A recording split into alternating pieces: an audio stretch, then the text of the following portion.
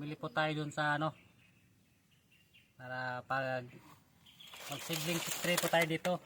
Yung seedling tray natin, no, mga gamitan lang, ano, tatlong gamitan lang, na punit ng iba.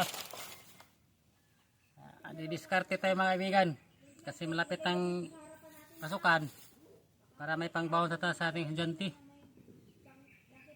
Ito ay talong, tatransfer natin sa seedling tray. Ato muna siyang gibuot sa tila.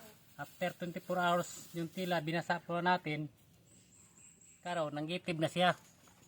Ato na ni siyang transfer mga kaibigan, dalawang gitib na.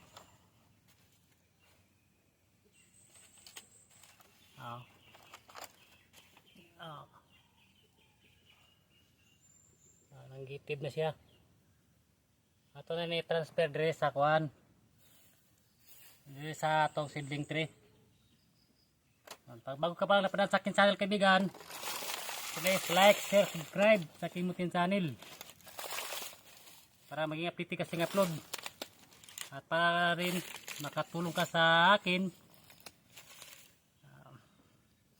Pagtapos natin ito ma-transfer kaibigan, ispihan natin ito ng fertilizer insecticide kasi na may mga migas. Tapos na tayo maglagay ng seed sa seedling tray. Sprayan natin to kasi kami mga umigas para maproteksyon na ng ating seedling. Meron po tayong ano dito pang spray insecticide.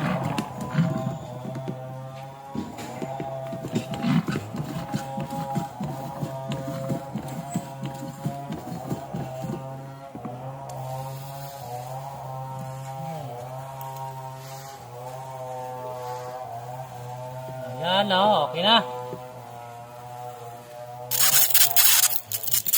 Bago ka pa napadaan sa akin channel kaibigan, please like, share, subscribe para mating aking channel.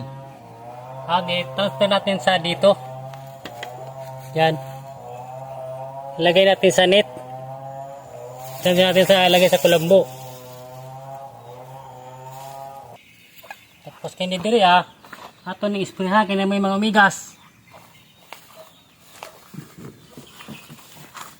Yan o.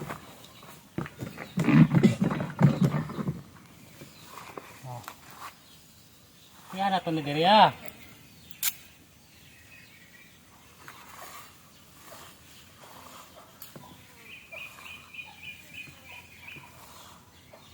pag human atong seedling tray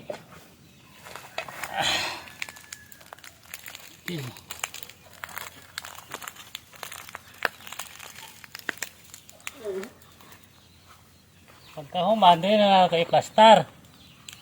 Yan. Yan natin, tapos tatabunan natin to ng ano, kulambo para di pa ano ng mga manok. Tapos tabunan natin guys para di maano sa ulan. Yun lang kaibigan. Update lang na tayo nito pag natatanim tayo po, nawa ibigay tayo ng blessing ni God. Pagalan natin sa pagtanim, kaya tayo mahirap, mayroon na yung blessing darating sa atin. At sinamahan ko rin sa pag-upload sa aking mutin channel.